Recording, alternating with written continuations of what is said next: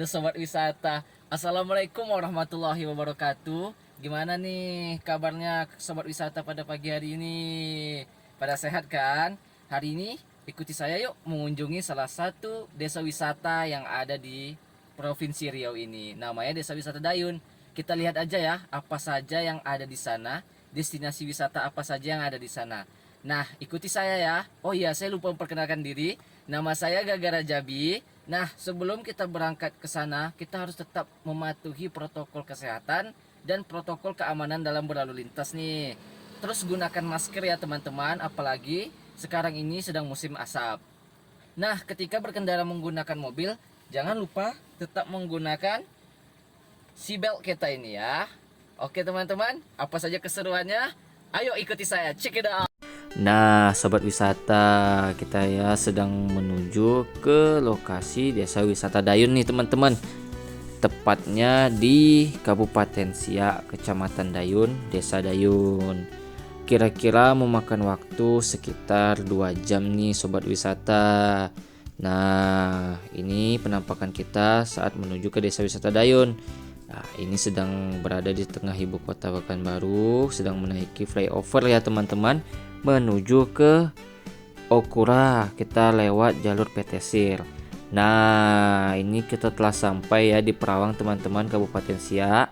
Ini kita menaiki jembatan Perawang nih teman-teman semuanya, sobat wisata. Kita sudah dekat nih ke lokasi Desa Wisata Dayunnya. Ya, terus ikuti ya keseruan kami. Sebentar lagi nih kita akan melihat keindahan Desa Wisata Dayun. Oke, sobat wisata, kita sekarang sudah sampai di salah satu objek wisata yang ada di Desa Wisata Dayun, yang katanya nih kemarin sempat menjadi menyabet gelar desa wisata terbaik di Indonesia. Apa aja? Mari kita lihat bersama-sama. Oke, kita lihat sama-sama ya apa aja nih yang ada di kawasan hijau dan olahraga ini. Di sini jangan takut kepanasan atau gerah ya teman-teman dan sobat wisata, dikarenakan di sini ini rimbun, sejuk untuk berjalan-jalan di pagi hari maupun di sore hari. Oke, di pertama ini kita lihat di sini banyak sekali disediakan fasilitas-fasilitas olahraga nih, mulai dari lapangan badminton hingga lapangan voli yang terbagi menjadi dua. Yang sebelah kanan untuk pria atau laki-laki, dan yang di sebelah kanan itu untuk perempuan.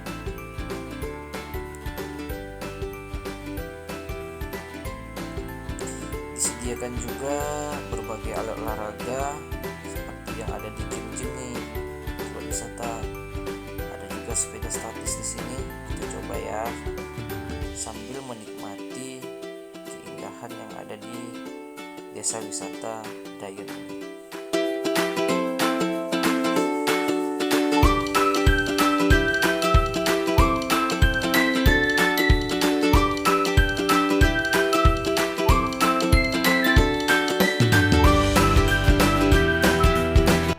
Oke, kita lanjut ya sobat wisata. Nah, di sini banyak sekali disediakan fasilitas tempat duduk. Enak untuk pergi bersantai bersama keluarga, pasangan, atau dengan anak-anak. Dan ternyata di sini juga disediakan lapangan futsal nih. Jika sobat wisata hobi futsal, boleh nih luangkan waktunya bermain futsal di lapangan kawasan hijau dan olahraga yang ada di Desa Wisata Dayun.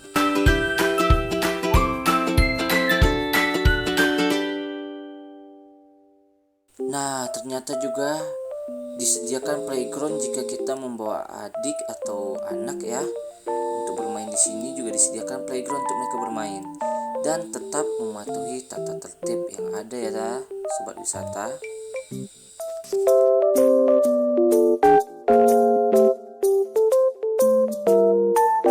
Oke, dan tadi kita lihat salah satu objek wisata yang ada di Desa Wisata Dayun ini adalah kawasan hijau dan olahraga Kampung Dayun. Objek wisata selanjutnya yang akan kita kunjungi yaitu objek wisata Embung Terpadu. Nah, Apa saja yang ada di bawah, apa aja keseruan yang ada di bawah, ikuti saya. Oke, let's go. Sobat wisata sekalian, kita menuju ke destinasi objek wisata selanjutnya. Nah, lokasi destinasi objek wisata selanjutnya tidak jauh nih dari destinasi objek wisata yang pertama. Nah, di sisi kirinya terdapat lapangan mini soccer yang akan digunakan oleh anak timnas U18 nanti. Nah, lokasinya itu di bawah kawasan hijau dan olahraga. Tidak jauh menuju ke objek wisata selanjutnya.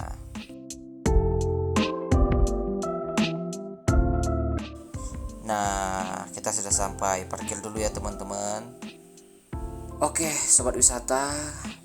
Nah, di sisi kiri kita nih ada nih tiket masuk ke objek wisata Embung Terpadu.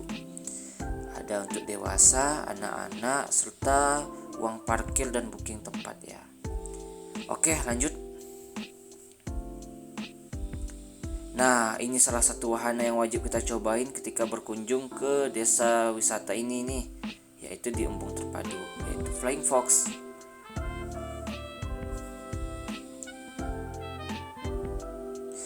Dan jika membawa anak maupun adik yang masih kecil, bisa nih di sini banyak tersedia playground untuk anak kecil bermain.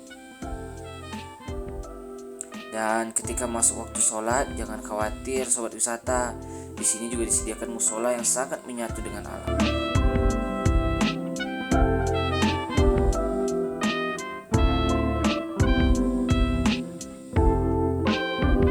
Nah, ternyata nih teman-teman ada bebek-bebekan di sini teman-teman. Ini seru juga nih, tapi nggak bisa naik nih, lagi nggak ada duit soalnya. Nah, di sini juga ada nih, jika ingin nongki sambil menikmati keindahan dari Embung Terpadu ini. Disediakan banyak sekali jajanan-jajanan ya.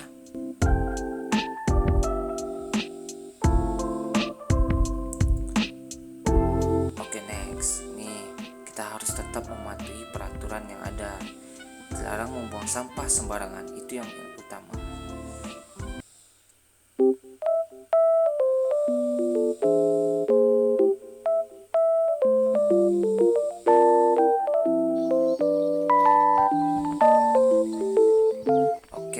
Ikuti ya teman-teman. Di sini masih asli sekali hijau. Nah, di sebelah kiri kita ada salah satu wahana yaitu outbound ya. Di sini juga disediakan wahana outbound nih. Karena wahana outbound ini sangat menyatu dengan alam, cocok sekali dengan destinasi wisata Embung Terpadu ini yang masih sangat asri dan terjaga.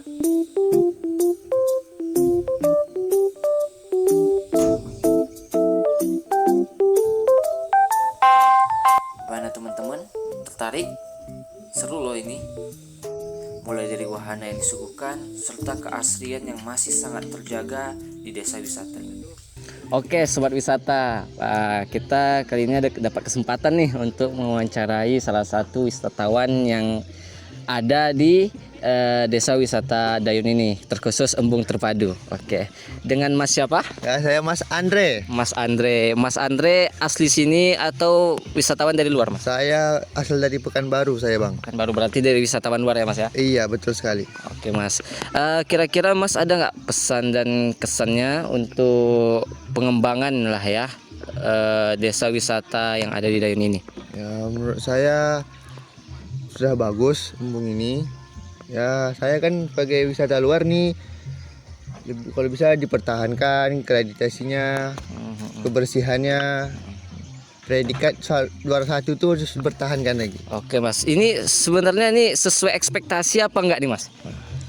Ya sesuai sih, sesuai ya Mas ya. Oke Mas, terima kasih Mas atas waktunya. Maaf mengganggu ya Mas ya. Enggak apa-apa. Dan di sini disediakan juga homestay bagi teman-teman dan sobat wisata yang ingin menginap.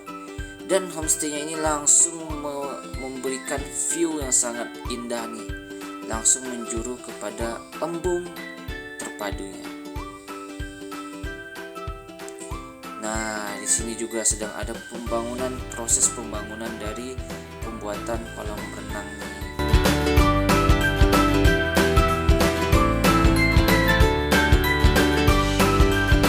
wisata Embung Terpadu ini terus melakukan pengembangan dari segala aspek. Nah, salah satunya ini nih teman-teman, toko Cendramata. Sayangnya lagi tutup nih, kita tidak bisa melihat ke dalam. Kita lihat dari intip-intip dari luar saja ya. Dan ini semua buatan tempatan atau buatan lokal nih. Mulai dari batik semangka serta tanjaknya. Oke, di sini juga ada nih gembok cinta supaya cintanya semakin awet. Ya. Nah, ini nih wahana bermain untuk anak-anak. Jika bawa adik di sini nggak usah repot, pasti mereka nyaman waktu lama di sini. Karena banyaknya playground yang ditawarkan dan disuguhkan di sini. Mulai dari mewarnai, menggambar serta mandi bola nih. Oke sobat wisata sekalian, kali ini kita dapat berkesempatan untuk mewawancarai ketua pengurus dari desa wisata yang ada di Dayun ini. Dengan Bapak siapa? Viko. Bapak Viko. Enaknya nih supaya santainya panggil Bapak atau Abang ya? Abang aja ya. Oke, yang ingin ditanyakan nih dari sobat wisata rata-rata itu bertanya, sebelum ini menjadi objek wisata, cikal bakal tempat ini sebenarnya apa gitu Bang Viko? Oh ya, jadi destinasi ini namanya Embung Terpadu. Jadi Embung Terpadu itu awalnya adalah untuk penampungan air ketika terjadi kebakaran hutan dan lahan. Jadi di tahun 2018 itu ada terjadi kebakaran hutan, ngambil airnya di sini dan dibangun oleh pemerintah desa menggunakan anggaran dana desa. Jadi di tahun 2019 angka kebakaran hutan itu menurun. Untuk melakukan ini supaya embung ini tetap terjaga dan terawat, maka kami waktu itu masih kelompok sadar lingkungan. Pokdarling berinisiatif untuk melakukan pembersihan di sekitaran embung. Jadi pembersihan itu ada satu buah sampan kecil, itu gunanya untuk membersihkan di pinggiran bagian dalamnya embung. Jadi ketika pembersihan itu sore-sore seperti ini kami duduk di pinggiran embung, ada warga datang main sampan, terus selesai main sampan naik nih ke darat, warga ngasih uang nih 10.000 upah dari main sampannya. Nah kami dengan kawan-kawan lain itu tuh wah ini cuan nih, bisa dimanfaatkan untuk pendapatan desa gitu. Nah waktu itu kita runding dengan pemerintah desa, dengan Pak Pengulu, berinisiatif bagaimana supaya Embung Terpadu ini memang betul-betul berubah menjadi destinasi wisata yang diinginkan masyarakat. Nah waktu itu kita kumpul berdiskusi dan alhamdulillah membuahkan hasil. Kita punya target tahun 2020 itu membentuk Embung Terpadu ini menjadi destinasi wisata favorit yang diinginkan masyarakat. Nah, kita buat wahana, mainan dan lain-lain kita bentuk. Kami yang dari Pokdarling tadi berubah menjadi Pokdarwis, kelompok sadar wisata. Itu dia. Itu awal embung penampungan air untuk karhutla berubah menjadi Embung Terpadu. Tagline-nya. Oke Bang Viko, terus dengar-dengar kabar nih katanya desa wisata Dayun ini sempat menduduki peringkat desa wisata terbaik nasional. Nah, itu waktu itu upaya apa saja yang dilakukan oleh Pokdarwis ini untuk sampai ke tingkat nasional tersebut? Ya, yang jelasnya meraih prestasi itu adalah karena kebersamaan antara kami kelompok sadar wisata, pemerintah desa dan masyarakat di sekitaran. Alhamdulillah dapat meraih peringkat 1 itu di kategori kelembagaan. Kategori kelembagaan itu adalah kategori yang mana sebuah destinasi wisata atau desa wisata itu bisa berdiri kokoh dengan adanya kelembagaan yang baik. Dan upaya yang kami lakukan dari Pokdarwis waktu itu adalah untuk menuju terbaik 1 itu adalah ada beberapa KK yang harus kami ikuti. Yang pertama itu kami mengikuti di 2021 mengikuti Anugerah Pariwisata Riau. Itu yang pertama, niatnya adalah bukan untuk mencari juara. Niatnya adalah untuk mencari bagaimana standar destinasi wisata yang diterapkan levelnya provinsi. Alhamdulillah 2021 tuh kita juara 1 terbaik desa wisata seprovinsi Riau. Dan di tahun 2021 tuh saya juga ikut anugerah desa wisata Indonesia, yang tadinya itu untuk melihat bagaimana sih standar wisata yang ada di nasional untuk desa wisata. Kita masuk 300 besar ketika itu, 300 besar. Di tahun 2022 ada lagi nih ADWI, Anugerah Desa Wisata Indonesia dari Kementerian Pariwisata. Saya tanya nih ke kawan-kawan. Nah, awalnya kami tidak ingin mengikuti itu, karena kita cuma pengen tahu standar desa wisata itu seperti apa, dan alhamdulillah standar itu sudah kita capai. Kita sudah membuat kiat-kiatnya, sudah buat poin A, poin B, dan lain-lainnya semua kita lakukan untuk memberi kenyamanan terhadap pengunjung. Nah, di tahun 2022 itu rasa ingin ikut ada, terus bagaimana nih ya, tanya ke penghulu bilang kalau membuat kita sibuk dan bikin kita capek, ya udah nggak usah dibuat. Tapi rasa diri ini ingin mengikuti ada. Kenapa? Rasa-rasanya ini kita sudah mampu, kita udah bisa gitu. Nah, kita daftar nih, runding lagi kawan-kawan, sepakat daftar, kita bentuk langsung PIC per kategori. Ketika itu ada 7 kategori, kita bentuk PIC masing-masing. PIC masing-masing kita langsung bulatkan nih, kita cocoknya di mana nih. Kita matangkan, kita putuskan kita di mana. Sasaran kami waktu itu adalah daya tarik dan kelembagaan. Memang sasaran kita itu. Alhamdulillah dari 4.570 desa wisata se-Indonesia, Desa Wisata Dayun ditetapkan juara 1 kategori kelembagaan se-Indonesia. Oke. Tentunya dengan pembuatan tempat wisata ini pasti tentu harus ada pengaruhnya bagi masyarakat Dayun. Terpastinya itu pada perekonomian yang ada. Apa aja nih pengaruhnya semenjak terbangunnya objek wisata di sini? Ya, jadi kajian yang pertama kami lakukan, berpindahnya kami dari Pok Darling ke Pok Darwis, adalah bagaimana meningkatkan ekonomi masyarakat dan mendapatkan penghasilan untuk desa menjadi PADES.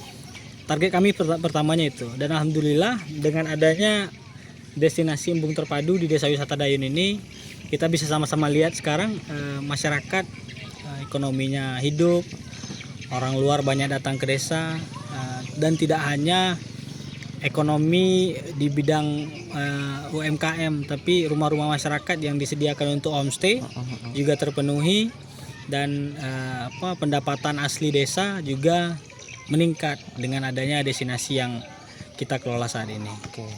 Berarti yang dari awalnya, yang awal desa ini termasuk desa yang tertinggal, sekarang menjadi desa yang berkembang, yang banyak dikenal oleh masyarakat.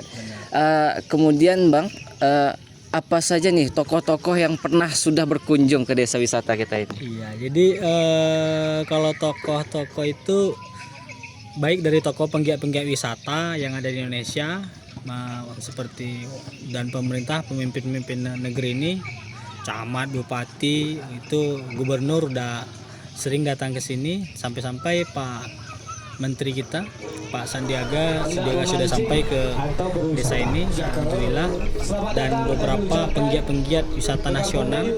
Dan alhamdulillah besok di bulan Desember kita akan kedatangan travel operator, ada 12 travel operator Jakarta yang akan mempromosikan desa kita juga. Jadi itu adalah tokoh-tokoh penggiat yang ada di nasional, daerah, dan lokal. Oke. Terakhir nih Bang Viko, ada nggak kira-kira yang ingin pesan yang disampaikan pada sobat wisata yang menonton video kita? Siap. Jadi pesannya dari saya adalah apapun tempat wisatanya, dimanapun kita berwisata, tempat wisata itu adalah di desa. Itu yang pertama. Yang kedua, bagaimanapun tempat kita berwisata di desa, desa itu adalah rumah kita. Dan lakukan desa wisata itu demi menuju desa wisata berkelanjutan. Cintai lingkungan, cintai masyarakat lokal dan kearifan lokal yang ada. Mungkin itu yang pesan terkhusus untuk para sobat-sobat wisata. Oke, terima kasih Bang Viko atas waktunya. Maaf mengganggu ya Bang Viko ya. Nah, sobat wisata, gimana? Tertarik mengunjungi desa wisata Dayun? Komen di bawah ya. Jangan lupa like, subscribe, dan tombol loncengnya supaya kamu tidak tertinggal oleh berita terbaru dari saya. Next, kita kemana lagi ya?